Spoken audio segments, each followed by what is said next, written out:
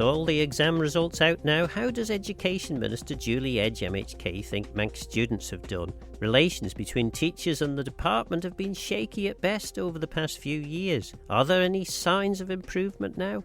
And what's the latest on the QE2 drag queen affair? So what does the Minister think about this year's exam results? Obviously, it's the first year that the examination boards have gone back to sort of the traditional marking post-COVID, and it's not been on assessments. So it's the first year of those results. So there was an expectation that results could be different this year. However, I think our results are, okay, considering that. And if you look at sort of our headline results for A-levels, so A star to C was 67%.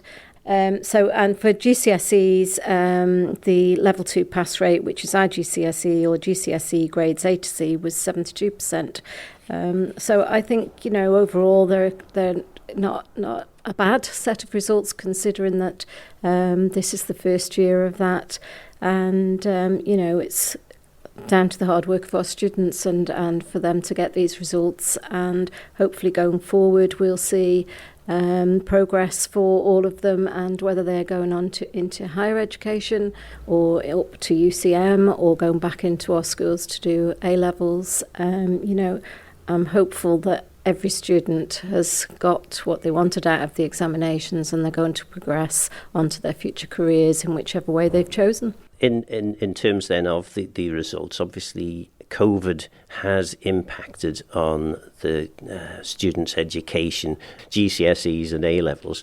That hasn't been factored in now in relation to these exam grades. The grades aren't as good as they would have been if the taking account of COVID that went on in previous years would have still been in place. Is that the case? Well, obviously it's the examination boards that set the parameters for examination results, and I think ours are a good set of results, considering this is the first year of sitting in full exam conditions with that full mark coming from the examination board. And certainly the other element that we've introduced this year was free English and Maths at level 2 up at UCM, and we had a pass rate of 98% on that. So, there is significant results there to help support people to get into other careers with English and Maths from that UCM perspective, and that initiative and policy that we put in place that they could go to the UCM and sit these examinations without charge. So that's sort of that lifelong learning experience, and that's been a good outcome as well. Obviously, everybody's got individual challenges post-COVID, and our schools are there to support them and make sure that they achieve the best outcomes for those individuals, and certainly that has happened. I'm not aware of anybody not getting into any of the places that they've chosen. Certainly we've got a lot of students have got into their first choices at university, and obviously any students that had any difficulties will have discussed that with their teachers or with careers advisors, and the destination that they're going to will be the one that's supporting the career opportunities that they're wanting for the future, or coming back to school to continue their studies. Your counterpart in the UK got into a bit of hot water by saying words to the effect of, well, it doesn't really matter too much about what your grades are, it's how you perform later in life in terms of jobs and the like. Presumably you wouldn't echo those words. No, certainly. There's a lot of hard work for our students. They go to secondary school age 11, 12, and at 16 they're coming out with results, and a lot of employers are looking for these results for them to be able to go into those working places for their careers. However, results are at 16, and I'm one of these people that you go into a workplace and you continue with that training and qualification and skills and which has given you that growth to then move on to other things. Obviously, students that go off to university, it's really important that they get those results at A-level to be able to get the university places that they want for the courses that they've chosen. So, you know, I wouldn't echo those words, but it's never too late to learn. And I think you can also learn and earn at the same time. Last time we spoke, we were discussing a question that Michelle Hayward had asked about T-levels. Obviously, results are now out for T-levels. Are you convinced that maybe this is something we now need to be looking to do, or do you still have a certain amount of scepticism about this? We have no choice, Phil, because it's not available to us in our jurisdiction, and obviously we will look at the outcomes from the T-levels.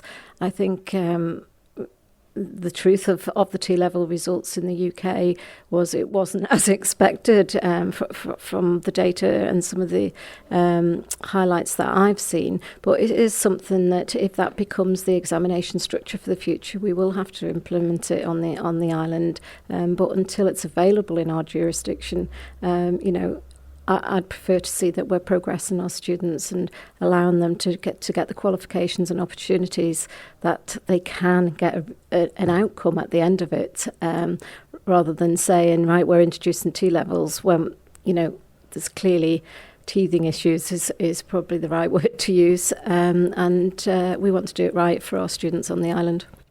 Do you think the exam system actually provides a good grounding for people, students who are either going on to university or, probably more importantly, entering the workforce? Do you think it gives them all the skills that they're going to need when they move into the life of work? So we hear this a lot, don't we? It's about the soft skills and how do we develop young people to go into the workplace. Certainly every piece of education is developing a student from the minute they arrive in our schools. With regards to the expectation of an employer, we have set up a skills board now that's looking at obviously working with business, working with employers to see what is the gaps. However, as I said before, learn and earn should always be an opportunity, and UCM does offer that opportunity. We've managed to achieve that level 3 course for childcare providers, so that the people that are within childcare can go to the college and work as well. And you know, certainly that's a route that many people took. When the college opened, it was very, very popular that you went to work. You could do your accountancy exams there. You could do all sorts of other exams at the college, but you worked at the same time as doing your studies. And that is a pathway that people can take. We do have full pathways map now that shows what you can get from whatever stage you're at in your education. And I think that was one of the key sort of policies that I wanted to see, that any student in our schools can see in front of them what a pathway is, and it doesn't have to be that you go to university. There is other options on the island that you can still get that degree through other means, and I think it's having that opportunity and options for everybody, and particularly in life. Things don't always, you know, you could plan the next 3 years and things don't always go to plan, so we've got to give that lifelong learning opportunity that people can dip in and out at the pace. Certainly once they reach. So education's job is at the age of 16 to ensure students have had an education and that they can come out with some outcomes, which is the examination boards that are utilised at the present time. Obviously, the further education, which is from 16 and above, that's where the opportunities and choices come in for the individuals as to how they wish to further their careers. And with regards to the soft skills, my personal view is you gain them from mixing within environments, which could be the working environment as well as your training at the same time. And, you know, can anybody say this is how you teach life skills? Because everybody's in different and every business is different. So to me, it's that working relationship and partnership that you go into with an employer that wants to invest in you and make the best out of you to be part of their business and their future. And, certainly I see that with a lot of our businesses, but it is an area that under the Skills Board that we're looking at how we can make that work better. And obviously the apprenticeship scheme, we're doing our best to make sure that we can have the courses in place for as many students that wish to take the apprenticeships this year. However, it is down to the resources and whether there is tutors available to do those studies. So certainly the apprenticeship scheme is still very strong. And that's another opportunity for those vocational routes that students can have. The most important thing that any education can deliver to a child is to inspire children to want to learn. It's fair to say that over the course of the last year or so, the relations between the department and the staff, the teachers in the schools who are there to inspire, have not been wonderful. How are things going there? I mean, have you now resolved all your differences, or are there ongoing disputes still? So I actually think relationships have improved. Obviously, with our unions, we do negotiate with them, and obviously there has been disputes, which we've managed to sort of move forwards with regards to them. However, we still need to make sure that everything that we're doing it in collaboration with the unions and our staff. And my aim is to make sure that we've got that stability in our classrooms so that teaching is delivered to our students. And that's the most important matter, that we've got highly qualified teachers, well trained in front of our students, and that's consistent. Student contact time is 188 days, and obviously teachers are contracted for 195 days. And certainly it's there has been some challenges, but I do feel that there is light at the end of that, and we will work with our unions and make sure that it's a proper collaborative approach to education on the island to make sure that our young people have got the best opportunities. One of the criticisms that often comes many times from teachers themselves is that they are drowning in bureaucracy. And on the one hand, as a former minister, I understand the need for bureaucracy, particularly when things go wrong, and then various people need to be blamed for the thing going wrong, and therefore a whole raft of new bureaucracy has to be introduced to solve that problem. Do you think we're in danger of overdoing the bureaucracy and underdoing the fundamental role of a teacher, which is effectively, as I said, to inspire children, to teach children, to encourage children to want to learn? Certainly the teaching framework and responsibility points that are there within. So you've got your basic pay for teachers, but then you could take on additional responsibilities, and that's where your paperwork and bureaucracy comes in, that you're managing something to get the additional uplifts in pay. But this, it's not unique to the Isle of Man. However, what we did do last year, we introduced, because there was concerns around the amount of cover that teachers were doing, so then they couldn't focus on doing the lesson plans and workload that they needed for the classroom. So we did provide funding for 20 additional cover supervisors for our schools, and that was to help support with that. But I think it's really important. People might think some of the processes are bureaucratic. However, parents have a right to know what their children are receiving in our schools, and an element of that will require recording and reporting, and that's really important. But also, they're loco parentis of 12,000 students every day in our schools, so we do need to make sure that there's stringent processes in place to keep our students safe and secure as well. So teaching has always had that element in it, but with regards to ensuring in the classroom that they're inspiring. Last year I had the wonderful opportunity of getting around an awful lot of our schools, and I was inspired, I have to say. You know, you walk into a primary school and it's completely decorated out with the Lion King or something like that. It's just the creativity, the innovative approaches that teachers have got for learning. I would say is outstanding in the majority of our schools, and certainly the ones that I've seen. I even went along for the school dinners and seen a school dinner being presented at Williston School, and the children were happy, and you know, there's certainly what was being served that day, and they didn't know I was coming to the school. Certainly looked very palatable to me. There has been a little bit of criticism about the department's announcement that there's going to be two less days for the children to be in school for the next 2 years, because those 2 days are going to be taken up with staff training. I think the concern that was expressed was that, how did the teachers learn about this first on Manx Radio rather than by being told by the department? Can you see perhaps why the initial reaction from some teachers has been, well, surely the department should have let us know?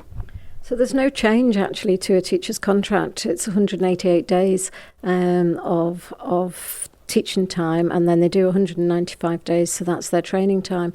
So teachers have always had these 2 days, and it was introduced approximately about 10 years ago that they were to do cover periods for these two days that were not timetabled because they were there to be utilised for cover. So all it's doing is formalising that, but it has been done with the full consultation of the unions. So certainly the approach has been correct. However, we are in a holiday period as well, so you know, if there has been communications, they may not have been picked up, but it will certainly be communicated. But it isn't actually a change.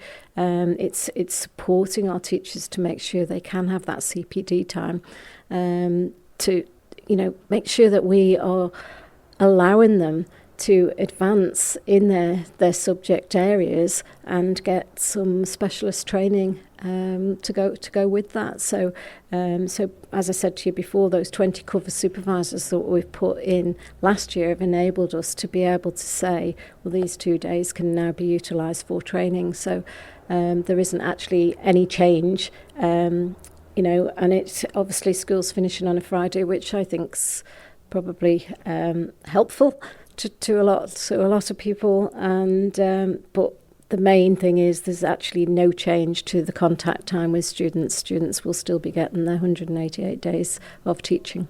So bad news for any children who thought they were going to get an extra 2 days holiday. Well, they're certainly finishing on a Friday instead of a Tuesday. I suppose we should briefly touch on the latest bit of the investigation into what went on at QE2 in relation to the the RSE investigation at QE2. What is the latest with that? So obviously we issued a summary report which was very clear that training does need to be in place for our teachers, and there you go, that's an element that these 2 days will help support, and that we do need to look at whether specialist subject providers should be in place. The report is currently being redacted because there is an awful lot of personal information in that, and as soon as it's redacted it will be published. And then with regards to whether there'll be a part 3, as I said in the original release, we would be discussing it with our professional teachers who are responsible for curriculum in our schools as soon as schools are back in September. And, you could call that part 3, that's the next stage. We're going to look at that. And it's still on pause. The RSE, PHSE will be continuing if it's timetabled in individual schools, but the RSE element is still on pause and won't be reintroduced until I'm satisfied and we're satisfied that the curriculum that's been delivered for RSE is a Manx curriculum that everybody is content with to be delivered within our schools, and to make sure that that is the same throughout the island, so that it's a consistent approach to the delivery of RSE. I still believe we did the right thing. We paused it immediately. We established there was a problem. Obviously, stage 2's out. It has proven that perhaps there was a lack of training and staff were not familiar with the curriculum, but we will fix that. And I think that's the key thing that I'd like to get across to the public. If there's a problem and I'm aware of it, we'll make sure it's fixed, and what's delivered in our schools is the right curriculum for the Isle of Man. Were you surprised by the reaction? Because there was quite a heated reaction when this story broke. I mean, obviously there were different sides to the story, breaking their version of the story. But were you surprised by how people reacted? Certainly it was. It did flare up pretty quick, but there was also issues within the UK at the same time. And I think when you've got it happening in a couple of areas, it sort of makes people then think, gosh, how bad is this? Certainly, we could have stopped.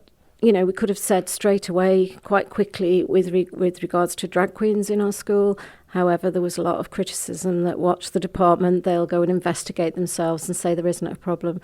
And I wanted to be very clear that we needed to do this independently to make sure that there was nobody could then come back and say that was influenced by them and them. So it was put out and it was done by investigators to make sure that we had that complete separation from the department, so that the report could then be judged on the report and what has been gathered by the investigators to put that report together. And I think that was really important to do. And certainly, we've now got part 2 delivered, and we need to work with our professionals on stage 3 really, and decide what we are going to deliver on the Isle of Man. But certainly won't be reintroduced until that piece of work has been carried out, and we'll make sure that that's well communicated. Certainly elements are that the communication to parents hasn't been as good as it could have been. Certainly schools have busy environments, but we do need to make sure we get this right. And earlier on, you mentioned we're in the holiday period. I think the popular belief is that MHKs spend the whole of the summer holiday sitting on deck chairs and eating ice creams. That's not entirely true, is it? I would have liked to do that. I will be honest, I've had 3 days off. I went to Liverpool with my granddaughter to see a concert. But outside of that, you're always continuing, and particularly in a school environment, when schools are out, the maintenance and the programmes for the new year all start, so you do get challenges and around that. Obviously there's still Tynwald work and commitments that you've made to Tynwald, so obviously we've got commitment on swim pool report for Tynwald in October, so that work's got to carry on with deadlines for getting it on the register of business. And then obviously we've got the government conference, so you're preparing for that. So there's lots still goes on, and there's so many commitments. You still have your departmental meetings. There's obviously financial constraints and reports that have to go into Treasury by certain times for the next financial year. So there isn't any time to stop. And anybody that thinks they can stop completely and not do anything, you can be a bit more selective about your timings on things during the recess, but certainly the workload still carries on. And I know my colleagues are working in committees, Tynwald committees still, and it's, if you don't consider the job as 365 days a year, you probably won't get the job done right. That was Julie Edge, MHK Minister for Education. Were you inspired by your teachers? Is there too much bureaucracy in education these days? Let me know your thoughts on the programme by contacting Phil Gorn at manxradio.com. Don't forget this programme's available as a podcast on Manx Radio's website. For now though, I'm Phil Gorn. Goramayo. Thanks for listening.